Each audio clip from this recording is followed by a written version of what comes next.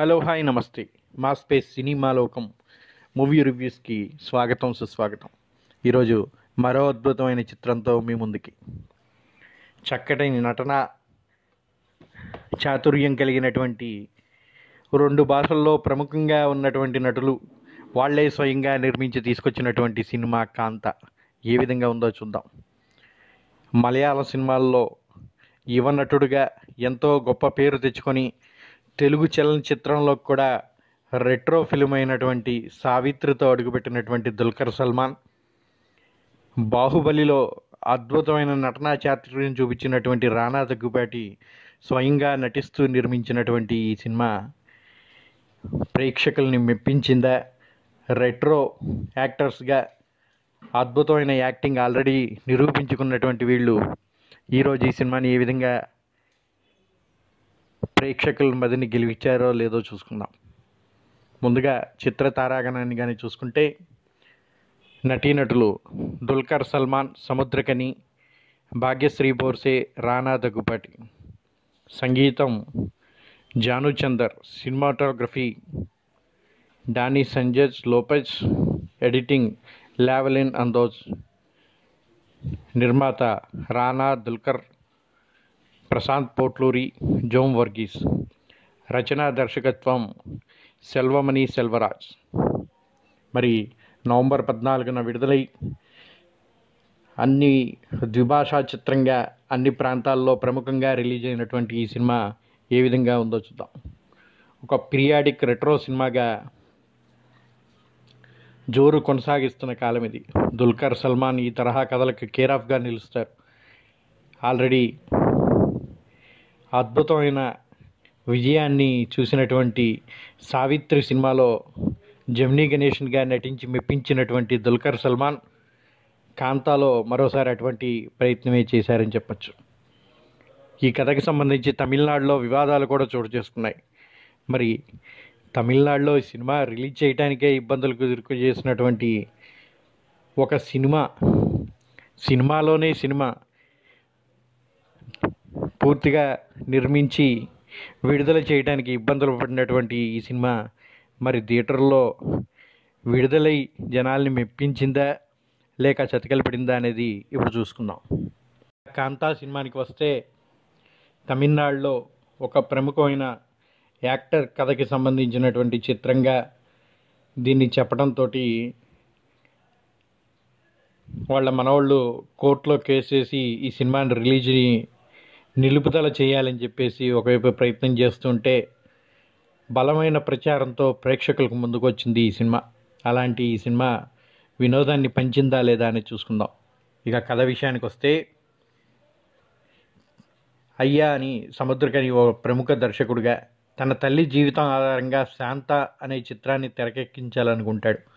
తన శిష్యుడైన టీకే మహదేవన్ దుల్కర్ సల్మాన్ అందులో హీరోగా ప్లాన్ చేసుకుంటాడు. కానీ సినిమా మధ్యలోనే ఆగిపోతుంది.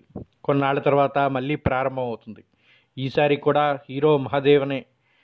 అయితే ఈసారి తాను చెప్పిన క్లైమాక్స్తోనే సినిమాని తీయాలని ఒక షరతుతో ఒప్పుకుంటాడు హీరో. సినిమా చేయటానికి ఒప్పుకుంటున్నాడు మహాదేవన్. సినిమా పేరు కూడా శాంతా బదులుగా కాంతా అని సూచిస్తాడు. తన తల్లి కథని తెరపై చూసుకోవాలని ఒకే ఒక లక్ష్యంతో హీరో షరతులను కూడా ఒప్పుకుంటాడు సముద్రకని. ఒప్పుకొని సినిమా ప్రారంభిస్తాడు. సినిమా చేస్తున్నారన్న మాటే కానీ సెట్లో హీరో దర్శకుడికి మాటలు ఉండవు. ఒకళ్ళంటే ఒకళ్ళకి పడకుండా నడుస్తూ ఉంటుంది. ఇద్దరి మధ్య మాటలు లేకుండానే చిత్రీకరణ సాగుతూ ఉంటుంది. ఈ ఇద్దరి మధ్య సయోధ్యకు ప్రయత్నం చేస్తుంటుంది కథానాయక కుమారి భాగ్యశ్రీ బోర్సే. ఇక సినిమా పూర్తవుతుందన్న దశలో మరో పెద్ద సమస్య వస్తుంది. సినిమా బృందంలో కీలకమైన ఒకరు హత్యకి గురవుతారు. ఆ హత్య చేసింది నువ్వే అంటే నువ్వేనో హీరో దర్శకుడు ఇద్దరు ఒకరిపై ఒకరు నిందలు వేసుకుంటూ ఉంటారు. ఆ నేరం వెనక ఎవరున్నారు అని కనిపెట్టేందుకు ఇన్స్పెక్టర్ దేవరాజుగా ఎంటర్ అవుతాడు మన రానా దగ్గుబాటి. ఇంతకీ హత్యకు గురైంది ఎవరు? అందుకు కారకులు ఎవరు?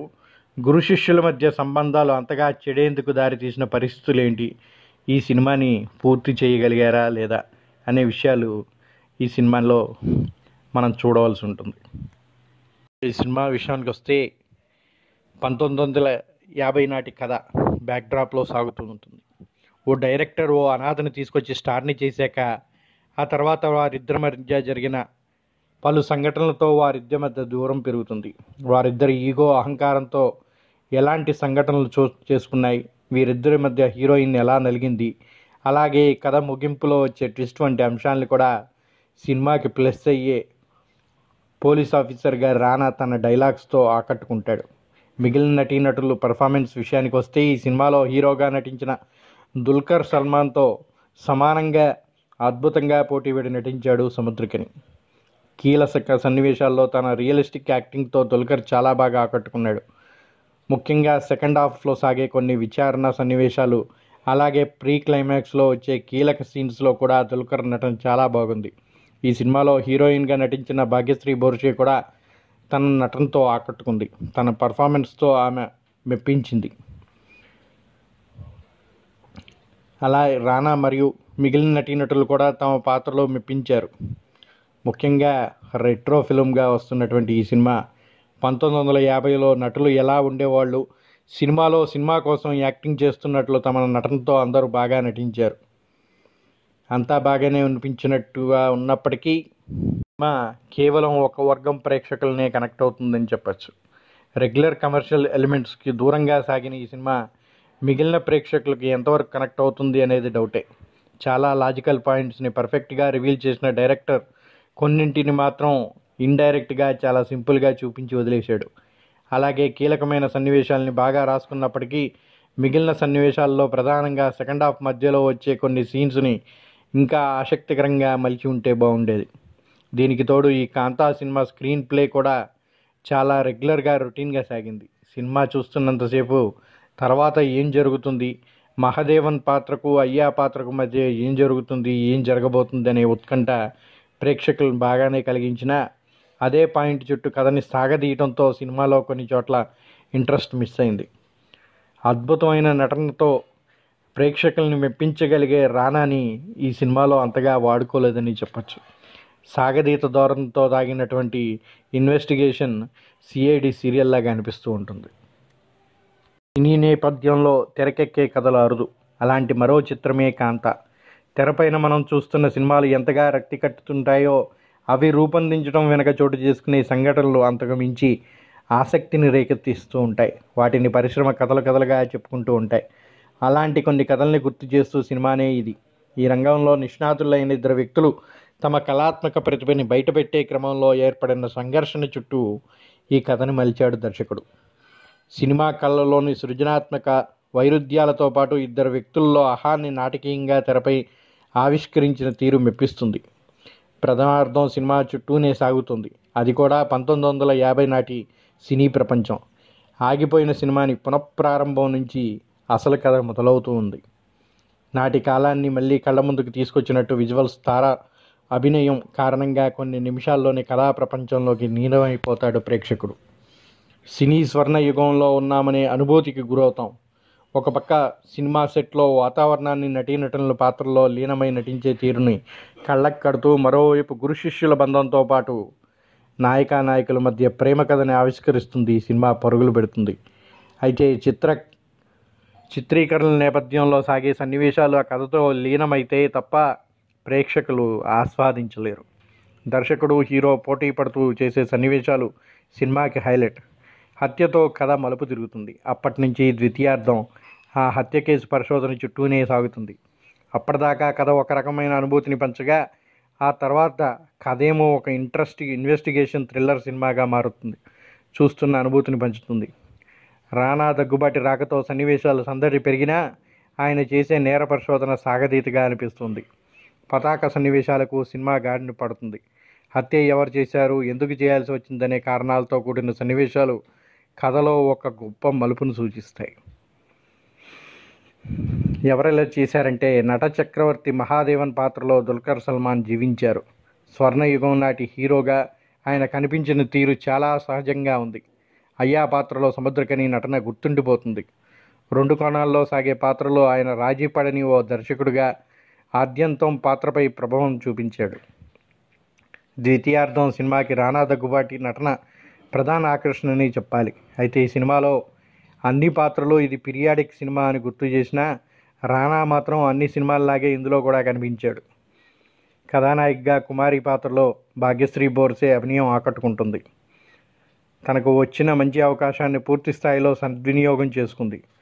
దుల్కర్కి ఆమెకి మధ్య మంచి కెమిస్ట్రీ పండింది. ఇతర నటీనటుల పాత్రలపై ప్రభావం చూపించారు. సాంకేతిక విభాగాల్లో డాన్ శాంచెజ్ లోపెజ్ తన విజువల్స్తో కాలాన్ని వెనక్కి తీసుకొచ్చి తెరపై ఆవిష్కరించాడు. జేక్స్ బేజోయ్ నేపథ్యం, సంగీతం సినిమాకి బలాన్ని ఇచ్చింది. దర్శకుడు సెల్వమణి సెల్వరాజ్ తెలివైన రచయిత ఉన్నాడు. ఆయన ఎంచుకున్న నేపథ్యం కథని థ్రిల్లింగ్గా చెప్పిన విధానం మెప్పిస్తుంది. ఇక సినిమాలోని బలాలు చూసుకుంటే కథలో మలుపులు, దుల్కర్ సల్మాన్ నటన, విజువల్స్, సముద్రకని యాక్టింగ్. బలహీనతల విషయానికి వస్తే సుదీర్ఘంగా సాగే నేగ పరిశోధన సిఐడి సీరియల్లా సాగుతూనే ఉంటుంది. చివరిగా కాంత రక్తి కట్టించినప్పటికీ సాగదీసిందనే చెప్పాలి. మా సినిమాలోకం ఈ సినిమాకి ఇస్తున్నటువంటి రివ్యూ 3/5. ఒకసారి చూడటానికి బాగానే ఉన్నప్పటికీ సినిమా కొంచెం బోరుగా అనిపిస్తూ ఉంటుంది. కానీ అద్భుతమైన నటన మాత్రం చూడాలనుకునే వాళ్ళకి ఇది చక్కని సినిమా అని చెప్పవచ్చు. అందరూ కూడా మీ దగ్గరలో ఉన్న థియేటర్లో ఒకసారి చూసి ఈ సినిమా యొక్క ఆనందాన్ని రుచి చూడవచ్చు. ఆనాటి సినీ ప్రపంచాన్ని చూడాలనుకుంటే ఇటువంటి సినిమాల్లో మాత్రమే అది సాధ్యం అవుతుంది కనుక తప్పకుండా ఒకసారి ప్రేక్షకులు ఈ సినిమాని చూసి ఆనందించగలరు. మరో మంచి సినిమా రివ్యూతో మళ్ళీ మీ ముందుకు వస్తాం. అప్పటిదాకా signing off. Please don't forget to share and subscribe our channel. మా ఈ రివ్యూస్ మీకు నచ్చినట్టయితే మర్చిపోకుండా ఒక లైక్ని ఇవ్వండి. ఇలా మరిన్ని సినిమా రివ్యూస్ మీ ముందుకు తీసుకురావడానికి మీ యొక్క సహాయ సహకారాలు మన ఈ ఛానల్ని 10 మందికి షేర్ చేయటం ద్వారా, మా ఈ వర్క్ని మెచ్చిన వాళ్ళు లైక్ చేయటం వల్ల మాత్రమే సాధ్యం అవుతుంది. కనుక don't forget to share and subscribe our channel and give a like to our work. మరిన్ని సినిమాలతో మీ ముందుకి మీ సినిమాలోకం.